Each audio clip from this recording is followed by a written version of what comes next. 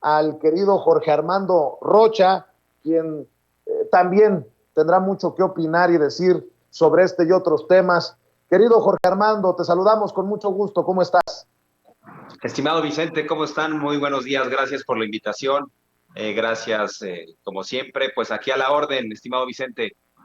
Pues con esto del tercer informe del grupo interdisciplinario de expertos independientes sobre la desaparición de los 43 normalistas de Ayotzinapa, espero que ya nos quede claro el papel que han jugado muchos desde los medios de comunicación para cuidar, para proteger, para incluso meterle entre ceja y ceja al pueblo de México eso de la verdad histórica de Murillo Karam, que hoy está en cenizas, está desmoronada. Yo pregunto, vamos a ver justicia en este caso, mi querido Jorge Armando, porque pareciera que todos estaban coludidos, desde Peña Nieto para abajo, en este cochinero, en este doloroso caso de la desaparición de los 43 de Ayotzinapa. Así es, estimado Vicente. Hay que entender este asunto como algo de Estado, sin duda planificado para hacerle daño a estos jóvenes estudiantes. Incluso ahora sabemos que los militares estaban monitoreando lo que sucedía en esta normal rural y, en efecto, trataron de enterrar los hechos. Entonces, la verdad histórica ha sido, digamos, que la punta de lanza del peñismo para tratar de evadir la responsabilidad y de que como sociedad volteemos hacia otro lado. Pero es muy frágil esa verdad histórica que construyó Murillo Karam. Estaba escuchando lo que decías, por ejemplo, respecto a algunos comunicadores que han sido cómplices, han sido quienes le han dado voz a esa versión. Por ejemplo, el caso de Carlos Marín, que se atrevió a decir que los padres de las víctimas de Ayotzinapa debían pedirle perdón, debían ofrecerle unas disculpas al exprocurador Jesús Murillo Karam y que la verdad histórica que él elaboró, pues sin duda es algo que no se debe de controvertir, que debemos asumirla como tal. Pero es claro, si la verdad histórica hubiera sido algo real, no estarían personajes como Tomás Herón prófugos de la justicia. Tomás Herón, hay que recordar que precisamente por sus acciones se le acusa de tortura, entre otras cosas, para fabricar la verdad histórica. Bueno, si esto hubiera sido producto de una investigación profunda, seria, sin cortapisas, no tendría por qué estar prófugo de la justicia, Tomás Herón. Pero Tomás Herón obedecía las órdenes de Jesús Murillo Karam. Y hay que reconocer que Jesús Murillo Karam, como titular de la PGR, era un empleado más de Enrique Peña Nieto.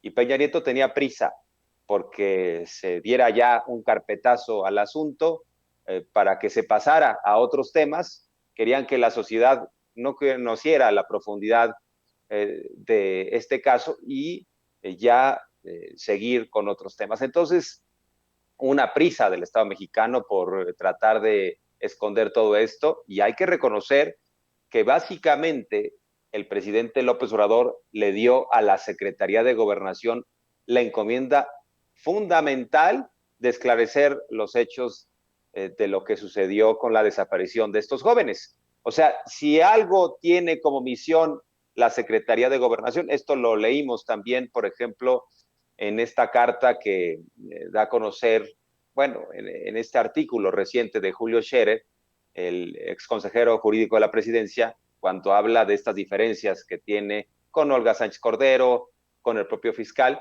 dice básicamente López Obrador lo que planteó para la Secretaría de Gobernación como encomienda fue precisamente que se encontrara la verdad sobre este asunto. Entonces, sí hay una voluntad de Estado. Me preguntas, ¿crees que si se puede saber todo?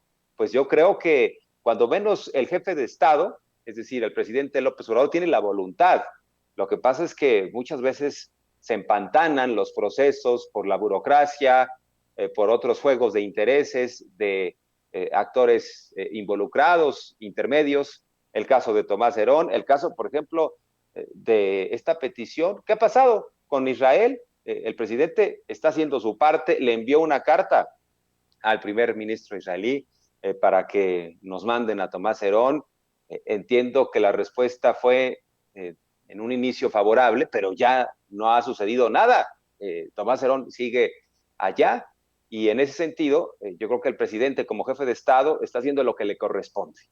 Y ahora, pues yo creo que también, estimado Vicente, audiencia, nos corresponde como comunidad, como sociedad, empujar otra vez, y haces muy bien, estimado Vicente, en colocar el tema en la agenda central también de Sin Censura, porque yo creo que nos corresponde que le demos un nuevo impulso. Hay que recordar que este tipo de casos pues avanzan en función de la presión social, porque son tantos los intereses y los altos mandos involucrados que si fuera por ellos, pues carpetazo. Pero sí es muy lamentable, por ejemplo, lo que pasa con Carlos Marín, que se ha convertido en defensor de causas, desde mi punto de vista, indefendibles, entregado absolutamente al conservadurismo, a la derecha. Llegó a decir, por ejemplo, que López-Gatell debe estar en la cárcel y exonera a Jesús Murillo Caram. Pues no es el mundo al revés, díganme si ese no es el mundo al revés, decir que Murillo Caram hizo una gran investigación. Marín escribió que la investigación de Murillo Caram respecto a la desaparición de los estudiantes de Ayotzinapa era tan profunda como la investigación de la muerte de Colosio. O sea, la segunda investigación más profunda que se ha hecho en la historia del país después del asesinato de Luis Donaldo Colosio. Así lo planteó Carlos Marín, recuerdo esa columna, y ha defendido a estos personajes oscuros y en el caso de López-Gatell lo quiere ver en la cárcel. Imagínense nada más. También recuerdo que ha sido bastante ofensivo, ha sido muy rabioso respecto a lo que sucede en esta administración. Cuando estaba todavía el asunto pues de cómo se iba a resolver la pandemia y cuando empezaban a llegar las primeras vacunas, recuerdan esta campaña de desprestigio que montaron algunos respecto a la vacuna rusa. Él dijo que los argentinos y los mexicanos íbamos a ser utilizados como pendejillos de indias, así nos llamó, si es que nos colocábamos esa vacuna, que ha resultado ser bastante efectiva. Pero bueno, en medio de todo esto estamos, estimado Vicente, y qué bueno que se coloque otra vez el tema.